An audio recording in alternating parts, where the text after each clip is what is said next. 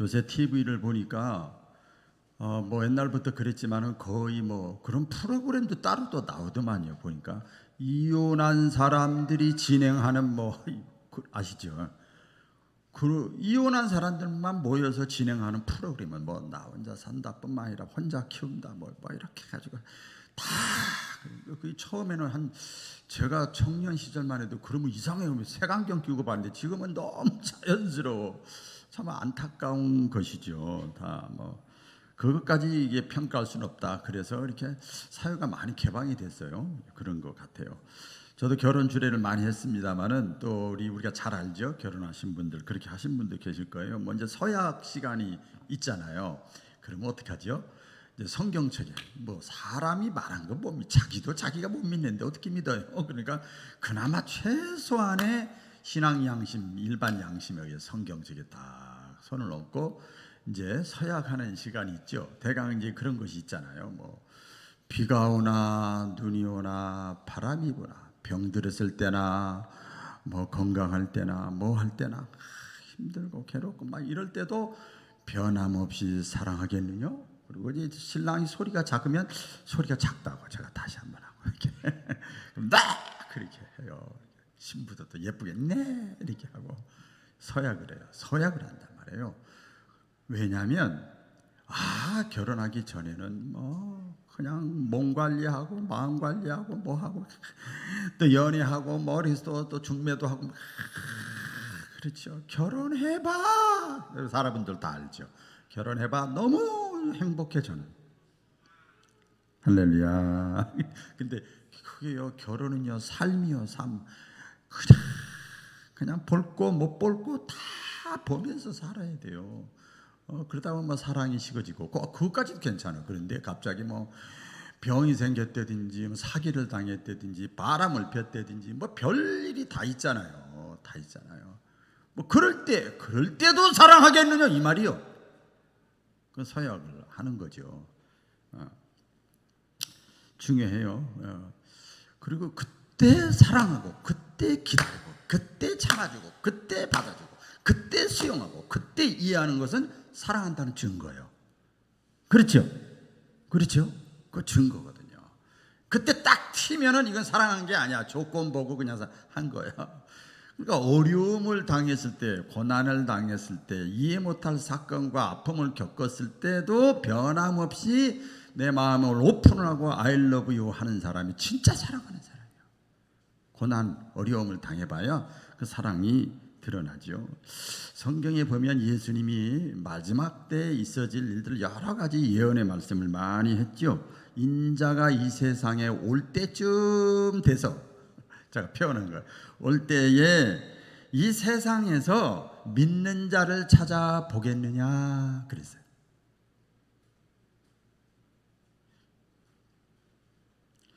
요한계시록 1장 3절 제가 우리가 말씀 전할 때 끝에 가서 몇 주마다 했는데 끝까지 그러나 끝까지 믿음을 지키는 자가 복이 있느니라 그랬어요. 그러니까 말씀에 꼭 인자가 올 때 믿는 자를 찾아보겠느냐 끝까지 그러나요 믿음을 지키는 자가 복이 있다. 구원을 받는다. 그래. 이게 무슨 뜻인가요? 끝까지 믿음을 지키는 자, 믿는 자를 찾아보겠느냐. 이거 뭔 뜻이에요? 이렇게 역으로 이렇게 들어가서 보면 마지막 때가 되면 예수님이 오실 때가 되면 이제 믿음을 잃어버리는 때가 올 것이다 그 말이요. 그렇죠? 믿음을 잃어버릴 때가 올 것이다. 믿음을 지키기 힘든 때가 올 것이다. 이해가 되시죠? 그렇죠. 믿음을 지키기 힘들 때가 올 것이다. 왜? 분명히 여러 군데에 말씀했어요. 마귀가 역사한다. 왜? 자기 때가 얼마 남죠. 예수님이 재림하면 그때는 이제 다 구분해 놓으니까 지금은 알곡, 쭉정이, 양, 염소 막 섞어 있잖아요. 지금. 그때는 다 구분되는 거예요. 그래서 마귀가 다 배후에 어디에? 배후에 직접적으로 간접적으로 마귀가 작동하는 거예요. 움직이는 거예요. 조종하는 거예요. 그것이 있어요. 그것이 뭐냐? 우리가 피할 수 없는 이 세상이에요. 우리가 누리고 있는 고상하게 느끼는 문화예요. 문화. 고상해. 수준 높아. 이 문화. 여기에도 마귀가 역사하고요. 유행이 자꾸 있잖아요. 유행이 어떤 그때마다 한시적으로 막 진리가 되는 것처럼. 또 각종 이단들이 일어날 것이다. 수많은 이단들이 얼마나 많은지 몰라요. 그 다음에 각종 사상은 좋은 건데 사상이 주의가 되면 문제예요. 이것만이다 하면 문제란 말이에요. 이게 뭐냐면 쾌락주의. 전도서에 그랬잖아. 될 수 있으면 한 번뿐인 인생인데 즐겁고 행복하게 즐겨라 이렇게 말씀했어. 그런데 그게 주의가 되면 안 되는 거죠. 네? 사상 쾌락주의, 물질 만능주의. 물질이 좋은 건데 주의야 주의. 물질 만능주의. 그리고 남편도 아내도 자식도 막 죽여버리잖아요. 문제죠. 혼합주의, 불교, 유교, 천주교, 기독교, 그냥 2단, 3단, 5단 내 경험 몽땅 다 총합해서 신앙생활 하려고 그래. 이게 안 되는 거지. 복잡하죠. 본인도 복잡해요. 신앙생활 하면서도. 다원주의예요. 다원주의. 절대 진리는 없다 막 이런 식이죠. 지금 각자 제 잘난 맛에 산다 이 말이에요. 다원주의예요. 그다음 인본주의예요. 사람이 최고야. 사람보다 하나님 이건 뭐가 다 필요 없어. 인본주의 이 사상이 그 배후에 마귀가 있는 거예요. 어떤 신본주의가 아니고 하나님이 아닌 것은 마귀가 건들기가 좋아요. 하나님 못 건들잖아. 이해가 되시면 아멘. 자, 그래서 그런 어떤 세상의 문화, 분위기, 제도, 이런 사상들을 통해서, 이단들을 통해서 믿음을 지키기가 힘든 때가 온다는 거예요. 여러분, 우리 지금 경험하고 계시죠?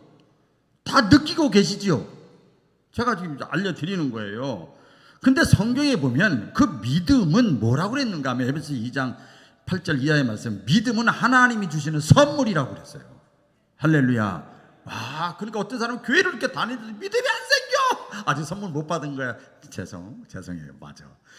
어떤 사람은 그냥 쏙 선물 받아 믿음이 생기는 거야. 믿음이 생기는 거예요. 하나님이 주신 선물이 믿음인데 믿음을 마귀가 이렇게 저렇게 해가지고 빼앗아가는 거예요. 빼앗아가고요. 선물을 빼앗는 거예요. 하나님 주신 선물 빼앗는 거예요. 그리고 그 믿음 지키기가 힘들어진다. 선물이 있는데 그 선물 지키기가 힘든 거예요. 힘든 거죠. 이때 주신 말씀이 뭐냐? 로마서 12장 1절 이하의 말씀입니다. 너희는 그러므로 너희는 이 세대를 제가 이 세대 잠깐 말씀드렸죠. 이 세대를 본받지 말라는 건 뜻에 보면 따르지 말고 추종하지 말고 그게 진짜 같아 이러지 말라 이 말이야. 이 세대를 본받지 말고 오직 마음을 새롭게 해서 하나님이 기쁘게 여기시고 선하게 여기시고 온전하게 여기시는 뜻이 무엇인지를 분별해서 살아라. 아멘이죠. 그래서 여러분들이 지금 이 자리에 나와 앉아 있는 것도 하나님의 어쨌든 간에 하나님이 선하시고 온전하게 여기시고 기쁘게 여기실 뜻이 무엇인지를 분별하기 위해서 이 자리에 나온 것을 축하를 드립니다. 그런 거예요. 그 하나의 일종이죠. 그래서 참된 믿음은 언제든지 딱 드러나느냐, 명현연상같이 드러나느냐, 어려울 때 드러나는 거예요. 진짜인지 가짜인지, 날 사랑하는지 안 하는지, 진짜 믿음이 있는지 없는지, 진짜 교회를 사랑하는지 안 사랑하는지, 진짜 자녀를 사랑하는지 안 사랑하는지, 그때 이제 어려움을 당할 때 알 수가 있지요. 현재 우리가 예배 드리잖아요. 예배 드리는 것을 부담스럽게 여겨지는 시대에 우리가 살고 있어요. 제가 이렇게 빠지신 분들 전화하고 문자하고 대화 나눠보면 그런 걸 느껴요. 그러니까 기독교 역사상, 아니 세계사 역사상, 우리나라 역사상도 마찬가지고요. 지금까지 경험해보지 못한 새로운 경험을 우리가 지금 하고 있어요. 경험을 하고 있어요. 왜 그러느냐, 부담이 되느냐, 다른 게 아니에요. 옛날에는 하나님이 안 보여서 그래, 문제가 있어서 그래, 내 문제 이래서 그랬는데 뭐 때문에 그러느냐, 코로나 예배 드리면 코로나가 확진된다고. 그 눈치 보이는 거야. 쉽게 말해서 예배 드리면 코로나가 확진된다는 이유 때문에 그래요. 물론 여러분 이것은 무슨 정보냐? 100% 잘못된 정보입니다. 오늘 방송을 듣는 우리 코로나 때문에 무서워하는 사람들 잘 들으세요. 우리 여기 있는 분들 100% 잘못된 정보입니다. 정세균 전 국무총리나 정은경 질병관리청 거기서 다 발표한 거죠. 제가 처음으로 핸드폰을 갖고 와. 그대로 다 적을 수는 없고 6월 4일입니다. 얼마 안 됐죠? 기사입니다. 질병관리청 큰 제목이에요. 사실 교회발 코로나 전혀 없었다. 다시 한번. 사실 교회발 코로나 전혀 없었다. 시민들은 이 말에 멘붕. 그래서 방송을 했는데요. 방송에서 교회의 책임론을 부각시키기 위해 각종 프로그램을 편성하고 있으나 결국 예배로 인한 코로나 감염은 거의 나오지 않았다고 정부가 발표하면서 기존의 교회를 비난했던 자칭 전문가들이 어리둥절해하고 있다.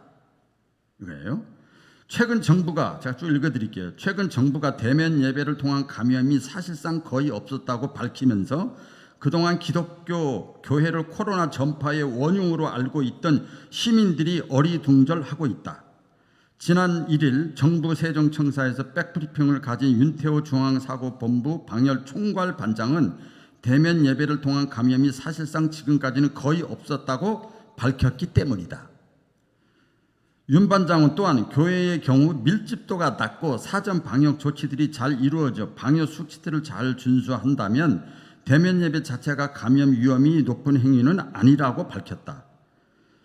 이날 손영래 보건복지부 중앙사고본부장 반장도 예배 환경이 밀집도가 상당히 낮고 마스크 착용하고 손 씻기, 사전 방역 조치 등이 이루어지기 때문에 교회에서 대면 예배를 통한 감염은 사실상 지금까지 거의 없었다고 다시 한번 확인했다. 문제는 그동안 마치 교회에서 예배를 보는 행위가 코로나 확진의 주요 원인인 것처럼 교회발 코로나라는 워딩을 확산시켜 왔던 것이 바로 정부라는 것이다. 이게 됐죠? 언론들은 마치 교회가 코로나 확진의 주범인 것처럼 호들갑을 떨기도 했으며 질병관리청은 아무런 가이드라인 없이 특정 교회를 전수조사하기도 했다. 단 한 번이라도 교회에서 나온 적이 있는 사람이 양성을 받을 경우 무조건 해당 교회발 코로나라는 마녀 사장을 하기도 했다. 많아요. 내용이 많은데 이런 내용입니다. 여러분 그냥 코로나, 교회 이것만 쳐도 다 나옵니다. 지금은 숨길 수 없는 시대예요. 근데 뉴스에는 딱 한 번 나왔어요. 딱 한 번. 누가 맨날 뉴스 봅니까? 예. 하지만 어쨌든 간에 여러분 우리 사람은 동물하고 달라요. 하나님의 형상대로 창조되고 지어진 자가 저와 여러분인 것을 믿으시기를 바랍니다. 어쨌든 간에 하나님의 형상으로 창조된 인간이라 그러면 하나님의 DNA를 우리가 받은 사람들이란 말이에요. 그러니까 나를 창조하시고 예수 그리스도를 통해서 나를 죄에서 구원해 주신 하나님께 코로나 상황인데 무시하고 예배드려 이게 아니고 개인 보건 또 방역수칙 지키면서 또 헌법에 저희 우리나라는 공산국가가 아니잖아요. 사회주의국가가 아니잖아요. 전제국가가 아니잖아요. 통제 국가가 아니잖아요. 자유국가예요. 자유국가. 그래서 헌법에 제 모법이 있고 모법에서 이렇게 나온 법이 있거든요. 그러면 종교의 자유가 있어요. 그래서 유럽이나 미국에서는요 이거 못 건드려요. 어쨌든 간에 그런 방역 수칙 지키면서 우리가 종교의 자유를 보장하는 예배를 드리면 되는 거예요. 우리는 잘 드리고 있어요. 알려주는 거예요. 정보를 알려주는 거예요. 그런데 정부가 아까 제가 읽어드렸죠. 읽어드렸으니까 속신이 말씀드릴게요. 이 방송에 다 나가니까 얼마나 좋은지 몰라. 더 들으라고 하는 거예요. 누구든지 듣는 분이 많아요. 우리 교인보다. 사실은 하나님의 교회를 향해서 방역법이라는 명분과 구실로 제도로 예배를 드리지 못하게 하고 있어요. 이건 말세예요. 말세입니다. 또 그 위에도 밑에가 많이 있는데 그걸 잠깐 설명드리면 형평성이 어긋난다는 거예요. 뭐 법에 보장되어 있는 거 이건 두 번째고 여러분 지하철은 어떻게 할 거예요? 버스는 어떻게 할 거예요? 병원은 어떻게 할 거예요? 엊그제도 우리 누가 아는 병원에 가서 서울에 큰 병원인데 빠글빠글 하더라는 병원 마스크만 쓰고 있는 거예요. 거기 보면 우리는 너무 떨어져 있어. 우리 교회는 4단계가 있는데도 불구하고 백화점 같은 거 어떻게 합니까? 방역수칙 지키면서 다 들어가라는 거예요. 인원 제한이 없어요. 다 아시지요? 식당, 마트, 식당도 여러분들 가보셨죠? 그냥 바글바글합니다. 근데 거기서 걸려서 어디에 걸리면 그래 한 사람이라도 교회발 지금까지 이걸 뭐라 그래요? 마녀사장이에요. 마녀사장을 정부가 지금까지 해왔어요. 저는 사실 복음주의자라 말씀만 전하는데 코로나 상황에서 어쩔 수 없이 성경에 맞지 않기 때문에 말씀을 전할 수밖에 없어요. 이런 상황에서 이런 배경 우리가 살고 있잖아요. 상황에서 성경에 등장하는 여러 인물들이 있는데 오늘 다니엘을 한번 살펴보려고 그래요. 다니엘을 보면서 우리가 코로나19를 지내면서 과연 우리들은 어떻게 하나님께 신앙생활을 해야 마땅한가. 할렐루야. 그런 깨닫기를 원합니다. 첫째는 이겁니다. 알고도 따라해 보겠습니다. 알고도. 제가 이렇게 성경에 있는 걸 그냥 땄어요. 하나님께 기도하고 하나님께 다니엘은 알고도 하나님께 기도하고 예배드렸다는 거죠. 먼저 그 다니엘을 소개하기 전에 사도행전의 신약에 보면 그 사도 바울이 예루살렘으로 올라갑니다. 예루살렘으로 가면 다 정보가 다 있어가지고 환란이 있고 핍박이 있고 고난이 있을 것이라고 다 알려줬어요. 사도 바울도 그 사실을 뻔히 알면서도 목숨을 걸고 예루살렘을 향해서 담대히 올라갔어요. 사도 바울이 여러분 얼마나 똑똑한 사람인 줄 아세요? 되게 똑똑한 사람이에요. 바보 멍텅구리 아니에요. 근데 목숨을 걸고 혼란과 핍박이 있는 것을 알고도 예루살렘으로 올라갔다 그랬어요. 24절에 보면은요, 왜 그랬냐 했더니 그 이유가 사도 바울이 고백을 합니다. 주 예수께 받은 사명 곧 하나님의 은혜의 복음을 증언하는 일을 마치려 하면은 나의 생명조차 조금도 귀한 것으로 여기지 아니하노라. 그러니까 바울이 위험이 있는 것을 각오하고 그렇게 예루살렘에 올라갔었던 이유는 뭐냐? 사도 바울의 마음속에 뭐가 투철했는가 하면 사명 의식이 투철했어. 내 처자식 먹여 살려야 돼. 그래서도 상사가 나를 괴롭혀도 하고 그게 가장 의식이 투철한 거예요. 투철한 거예요.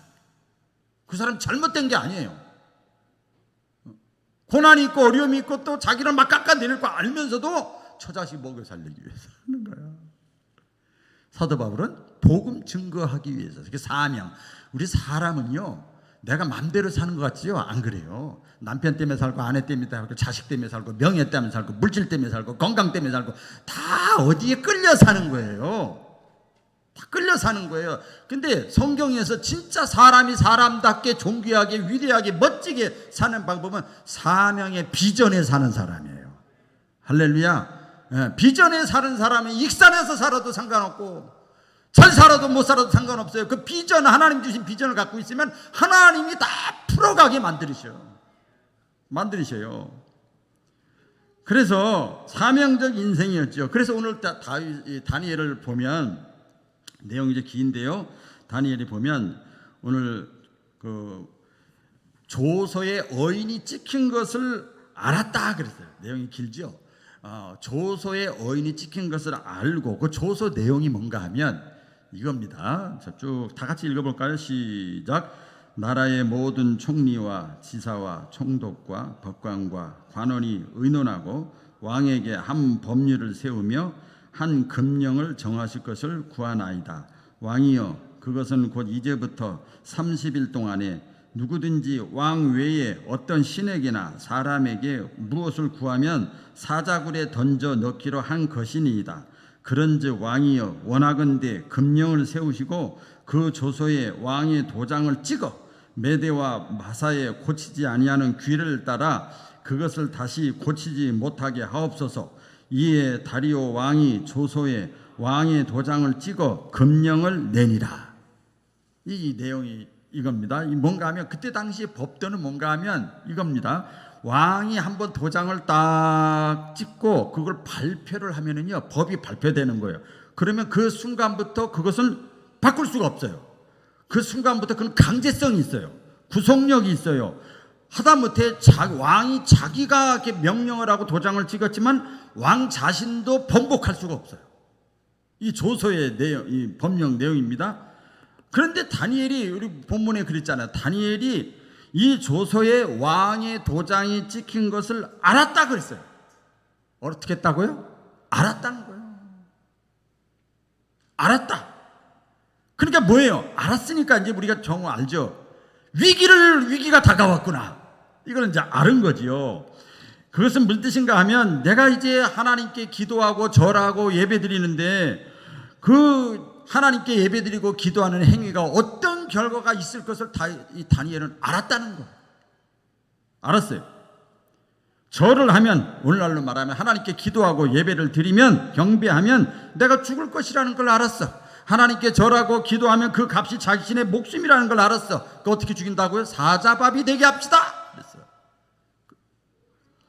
왕 외에 다른 것에 절을 하지 말라는 것 칙령입니다. 그런데 우리가 잘 알죠. 지금 이 내용에 보니까 이 다니엘이 왜 다른 나라에서 왔는데 잘 나가고 있네.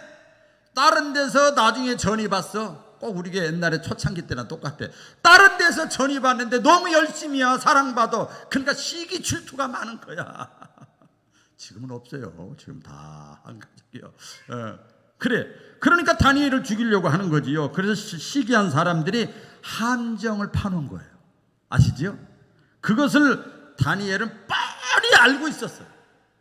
함정이라는 거, 모함이라는 거 다 알고 있으면서도 다니엘은 기도를 했어요. 오늘 6장 10절 본문인데요. 다 같이 한번 볼까요?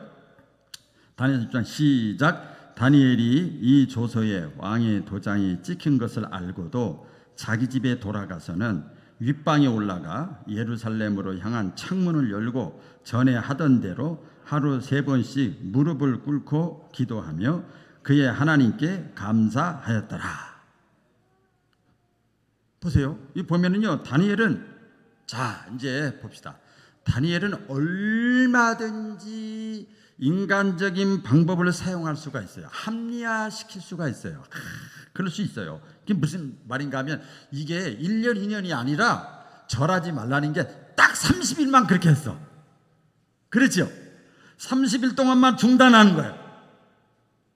그러면 뭐 그렇게 할 수 있잖아. 30일 동안 그거 못 참아? 여기서 진짜 신앙과 그렇지 않은 신앙이, 복받은 신앙과 그렇지 않은 신앙이 여기서 나오는 거예요. 하나님을 감동시키는 신앙과 그렇지 않은 신앙이 여기서 나오는 거예요, 여러분. 30일 중단하든지 다른 사람들이 보이지 않도록 몰래 하든지 그렇게 할 수도 있는데 다니엘은 그렇게 하지 않고 오히려 죽음을 무릅쓰면서 어떻게 했다고 그랬죠? 사람들이 다 들으라고 창문을 열고 기도하고 예배드렸어. 여러분, 믿음의 사람은 세상이 감당 못하는 거예요. 창문을 열고 예배를 드려서 기도했어요. 한편 보면 다니엘은 어떤 사람입니까? 오늘 6장 3절에 보면요, 다니엘은 마음이 민첩하여 총리들과 고관들 위에 뛰어남으로 왕이 그를 세워 전국을 다스리게 한지라. 그래서 다니엘은 어떤 사람이라고요? 그 소개를 민첩한 사람이야. 아주 지혜가 있는 사람이야.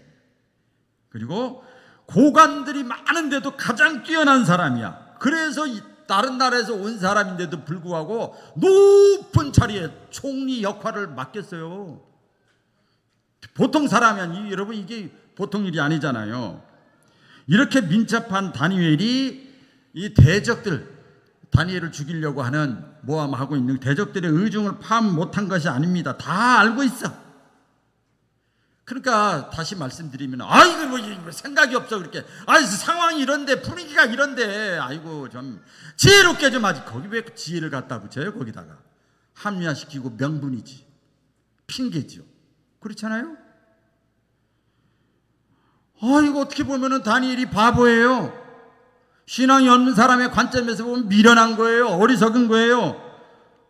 근데 아까 말씀드린 대로 민첩하고 지혜로운 사람이고 무식한 사람이 아닙니다. 다니엘은 이 신앙 안에서 이 위기라는 걸 알았어요. 고난이 있다는 걸 알았어요. 이 대처하는 비결을 알았어요. 따라해 보겠습니다. 대처하는 비결. 이게 지금 예배고 기도지만은 모든 게 다 마찬가지예요. 고난과 어려움이 있을 때 대처하는 비결을 다니엘은 알았습니다. 그 무슨 의미인가 하면 다니엘은요, 하나님이 살아계심을 믿었어요. 간단해요. 뭐 어려운 거 아니에요. 특별한 사람 아니야. 다니엘도 하나님이 살아계신 걸 믿었어. 그래, 하나님은 전지전능하셔서 불가능을 가능하게 하시는 분이에요. 불가능이 없는 분이에요. 그래서 그걸 알았기 때문에 그거 하나만 충분합니다. 그거면 충분합니다. 성경 다 몰라도 됩니다. 그래서 이 다니엘은요, 위기를 대처하는 비결은 하나님은 능력이 있으시고 살아계시고 불가능이 없는 분이기 때문에 그 하나님께 그럴수록 더 기도하면 하나님이 책임지신다. 이게 위기를 대처하는 비결이에요. 사는 길이죠. 여러분 이해가 돼요. 창문을 열고 기도한다는 게 그걸 노리고 있는데 그렇죠. 그 이제 대적들이 바로 그걸 노리고 있는데 창문을 열고, 마치 우리 한국 속담에 호랑이가 스스로 호랑이 굴에 죽으려고 그냥 들어가는 거 격이지요. 그런데 보면 이 다니엘은 하나님의 능력을 더 신뢰했어. 할렐루야. 따라해보기, 하나님의 능력을 더 신뢰하였다. 요게 여러분 여기서 차이가 나는 겁니다. 두 번째 보면 이 다니엘의 신앙은 어땠는가 하면 전에 행하던 대로입니다. 전에 행하던 대로 기도하고 예배드리고 찬양하고 그렇게 했어요. 다니엘서 6장 10절에 보면 전에 행하던 대로 하루에 3번씩 무릎을 꿇고 그의 하나님께 감사하였더라, 이런 말씀이 있어요. 이런 법칙이 있죠. 인생에 법칙입니다. 이것은 드러난 거죠. 사람의 생각은 행동을 낳고, 행동은 습관을 낳고, 습관은 인격을 낳는다, 이랬어요. 이게 증명이 된 거지요.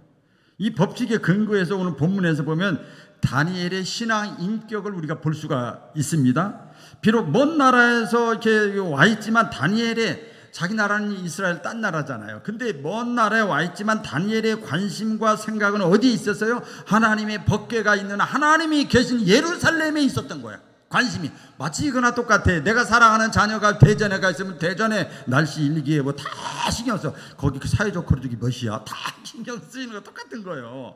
이 다니엘의 마음속에는 하나님만 있었던 거예요. 법궤가 있는 하나님에게만 초점이 맞춰져 있었어요. 그러다 보니까 그쪽을 향해서, 그렇죠?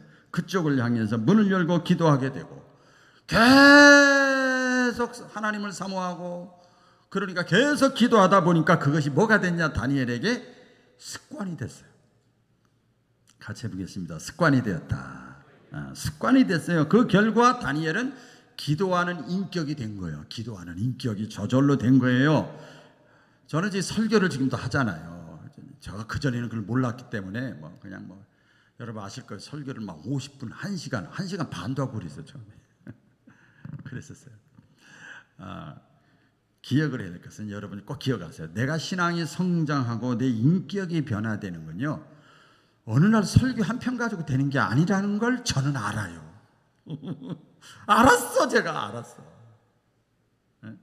아니에요. 물론 한 편의 어떤 설교 메시지를 통해서 어떤 계기가 될 수 있어요. 계기가 될 수 있지만 그 사람의 습관이 달라지는 건 이게 어려워. 여러분 지금 예배드리고 집에 딱 가면 다시 또 습관대로 돌아가는 거예요. 이게 쉽게 변화되는 게 아니죠. 그래서 신앙 인격은요, 반복되는 훈련을 통해서 달라지는 겁니다. 그러니까 어느 날 갑자기 다니엘이 된 게 아니고, 어느 날 갑자기 오늘의 다니엘이 된 게 아닙니다. 오랜 세월 동안 다니엘은 하나님의 법궤를 생각하면서 예루살렘 성을 바라보면서 경건 생활, 기도 생활, 예배 생활을 짬이 하루에 3번씩 시간을 정해놓고 계속 해왔기 때문에 지금 어려움을 당해도 할 수가 있는 거예요. 그래서요, 이런 깨달음이 저에게도 왔어요. 오늘 지금 이 순간 내가 하고 있는 가정에서든 직장에서든 교회에서든 구역에서든 내가 있는 곳에서 내가 하는 신앙적인 작은 행위 하나하나가 결국은 나중에 다 드러나는구나. 할렐루야. 마음 먹고 내가 해야지. 이게 안 돼. 공부 못하는 애들이 꼭 그래. 마음 먹고 기말고사래? 그거 공부 못하는 사람이야. 잘하는 사람은 평상시에 하는 거지. 평상시에 기말고사가 있든 없든 계속 하는 거야. 이게 다니엘이 전에 행하던 대로. 그러니까 오늘 내가 말하고 누구를 만나고 시간을 보내고 행동하는 그런 것들이 모이고 쌓여서 그 사람의 미래가 되는 거고요. 그 사람이 어떤 사람인가가 결정이 되는 거예요. 그래서 좋은 습관이 참 중요하지요. 우리가 영적으로 승리하는 비결은 신앙적으로 좋은 습관을 가져야 돼요. 좋은 습관을 가져야 돼요. 그래서 이거 사도 바울은 뭐라 그러는가 하면 경건의 연습, 경건의 훈련에 창념하라. 연습하고 훈련하는 건요, 마음에 꼭 감동이 있어야 되는 게 아니에요. 뭐 훈련받는 사람이 감동이 와서 훈련받고 연습해요? 아니에요. 계속 경건 훈련에 창념해라. 그래서 내가 신앙생활을 하면서, 여러분들이 신앙생활을 하면서 하나님을 향한 신앙적인 습관들이 몇 가지가 있는가 한번 살펴봤으면 좋겠어요. 마지막입니다. 감사하였더라입니다. 감사하였더라. 제가 여기 이렇게 나와 있지만 전체적인 배경을 보면 다니엘은 하나님을 신뢰하고 감사한 거예요. 하나님을 신뢰하고. 여기 보면 다니엘서 6장 10절 보면 다니엘이 이 조세의 왕의 도장이 찍힌 것을 알고도 자기 집에 돌아와서는 윗방에 올라가 예루살렘으로 향한 창문을 열고 전에 하던 대로 하루 3번씩 무릎을 꿇고 기도하며 그의 하나님께 감사하였더라. 지금 감사했대요, 하나님께. 여러분, 이 지금 감사할 상황입니까, 지금이? 생각해 보세요. 지금 다니엘이 처한 상황이 감사할 상황이 아니에요. 대적들이 왕의 명령, 국가적인 명분, 이것을 앞세워서 예배드리지 못하게 하고, 오늘날로 말하면 기도하지 못하게 하고, 모이지 못하게 하고, 이 모함을 다 알고 있기 때문에 속이 부글부글 끓어. 제가 지금 그래요, 제가. 근데 저 혼자만 그러면, 아이고, 목사님, 연락이 안 그래요.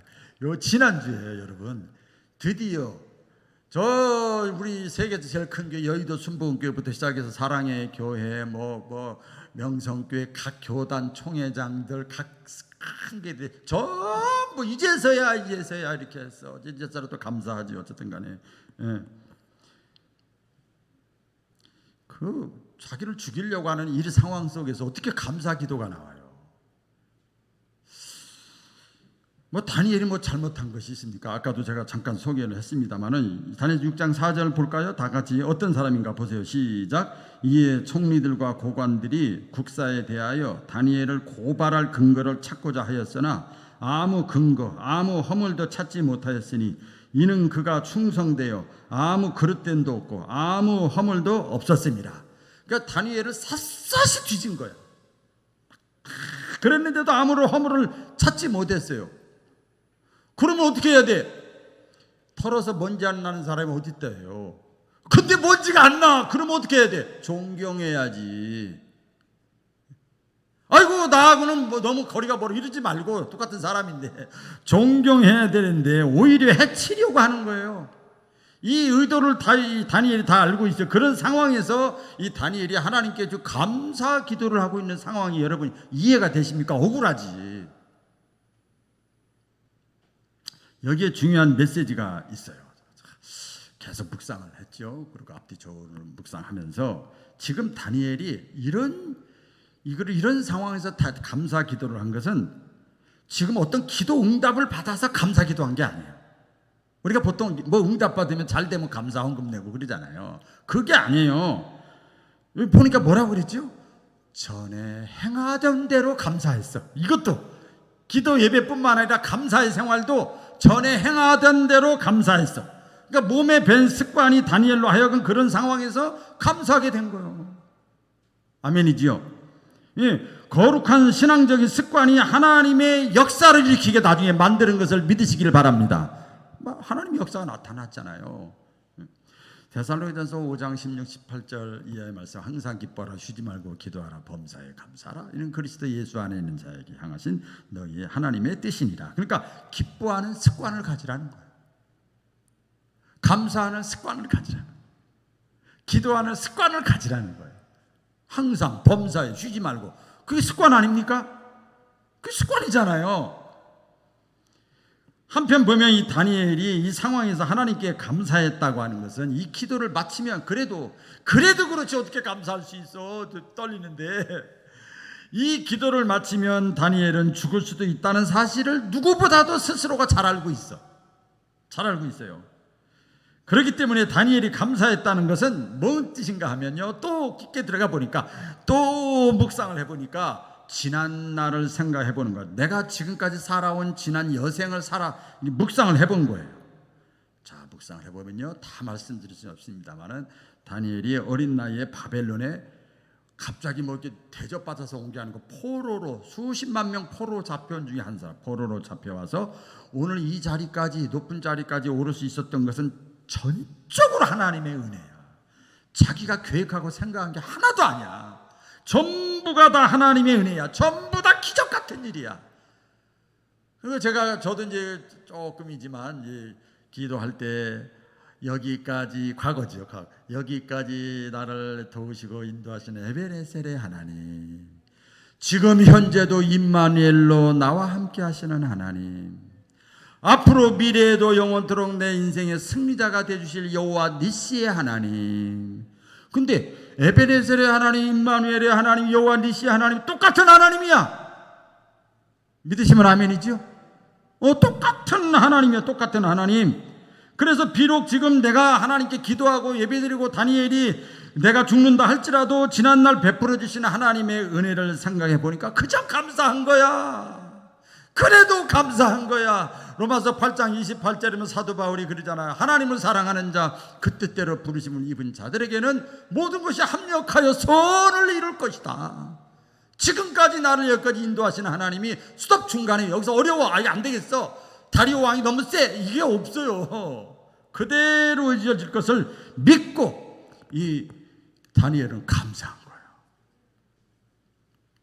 다윗도 보면요, 내가 사망의 음침한 골짜기라도 다닐지라도 두려워하지 않을 것은 지금까지 내 과거의 인생을 보니까 그가 나와 함께 하셨기 때문에 내가 두려워하지 아니하리로다 고백하잖아요. 하나 저희 묵상하다가 아까 목양세자가 다시 적었는데, 이 세상에 여러분, 이 세상의 주인공이 누군 줄 아세요? 누구 같아요? 저예요. 저. 여러분 각자예요. 동서남북이 어떻게 됩니까? 내가 있는 곳에, 내가 있는 곳에서 동서남북이 바뀌는 거예요. 여러분이 주인공이에요. 할렐루야. 왜 갑자기 제가 이 말씀 드리는가 하면, 아이고, 엊그제 어떤 분이 이렇게 언론을 그 기사를 하나 보내왔더라고요. 그래서 딱 보고 할렐루야, 제가 그랬어요.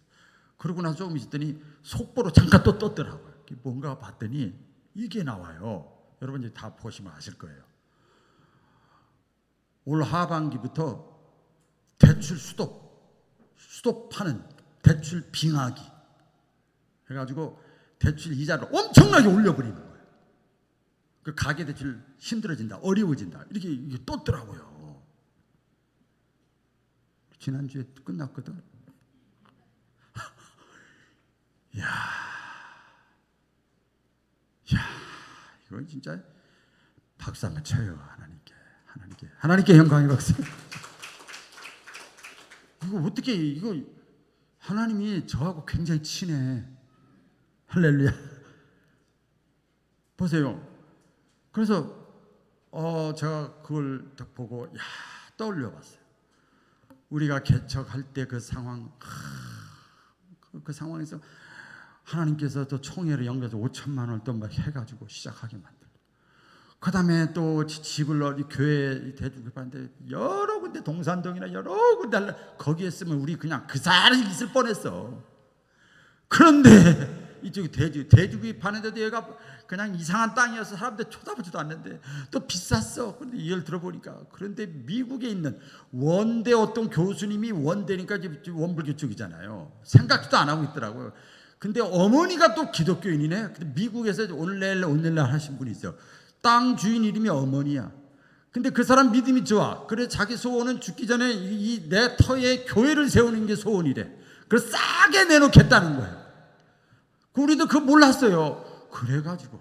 그래서 대지를 구입하고. 그래 우리가 또 대출을 받을 수가 없는 상황이에요. 3년 지나야 대출을 받아요. 이 은행권에서는. 근데 3년도 안 지나는데 대출 받았어. 그래서 고복리즘의 은행장 차장 다 와가지고 우리 교회에서 예배 드렸어요. 한 3, 4주 예배 드렸어요. 다 예배 드리고 제 이력서 우리 교회 상황 다 하고 자기 신용으로 대출해 줬어요. 처음에. 그래가지고 1차, 2차 해가지고 교회를 이렇게 건축 개척 과정, 대출금 갚는 과정. 이번에 대출 마지막 갚을 때도 그러더라고요. 깜짝 놀래 그분이 인하동 지점에 있는데 내가 지금까지 와도 10몇 년 동안 한 번도 걸르지 않고 계속 처음 봤대. 그리고 코로나 상황이 며칠 전부터는 다 힘든데 그때 그런가 보다 하나님의 은혜다 그랬대. 이번에 그 기사를 보고 하나님이 세상의 주인공은 우리 바울교회구나. 저구나. 여러분이 이 교회 주인이면 여러분이에요. 여러분. 할렐루야. 이런 너무나 기쁜 거예요. 어떻게 자로 잰 것 같아요. 여러분 코로나 상황에서 우리 역시 그런 거 그립지 않습니까? 지난날에 어떻게 했어요? 자유롭게 모여서 신앙의 이름으로 교회의 이름으로 예배도 드리고 가정신방도 하고 대신방도 하고 성경 공부도 하고 여름에 야외도 가고 물놀이도 가고 친교회도 하고 체육대회도 하고 전도도 하고 마음대로 어떤 거. 그거 안 하니까 편해요? 그러면 이제 그 사람은 계속 나락에 떨어지는 거예요. 교회는 다니고 신앙생활에도 하나님의 은혜와 사랑과 축복을 경험하지 못하는 거예요. 오히려 안타까워해야 돼요. 그런 걸 생각하면 지금 우리 교회에 이렇게 모여서 예배드리는 이 모습은요 참 감동적이에요. 지금도 여러분 혹시 보세요. 자꾸 이거 너무 알려주면 안 되는데 유튜브에 가서 우리 지방의 큰 교회 한번 쳐보세요. 이렇게 안 모입니다. 지금도. 오랫동안 온라인만 하다 보니까 안 모입니다. 안 모여요. 그래도 뚫고 나온 게 하나님의 은혜예요.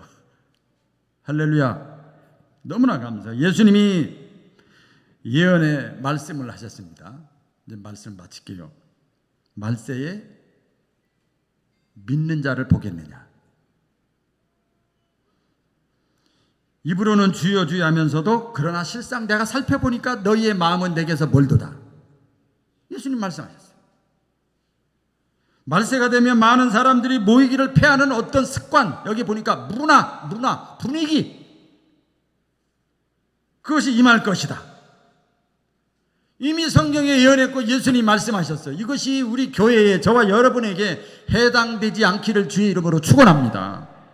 코로나 상황에서 그래서 하나님은 지금도 다니엘과 같은 믿음의 사람을 찾고 계십니다. 참된 믿음은 어려울 때 드러나는 거예요. 나무나 풀이나 돌 같은 건요, 불 속에 들어가면 어려움을 당하면 다 없어집니다. 그러나 금은 끝까지는 않습니다. 어려움 속에서도 끝까지 다니엘처럼 신앙의 행위를 지켰던 그런 사람과 하나님이 함께 하시고 그런 사람을 구원하시고 그런 사람을 사용하시고 그런 사람에게 복을 주십니다. 그런 주인공들 되시기를 주님의 이름으로 축원드립니다. 기도하겠습니다.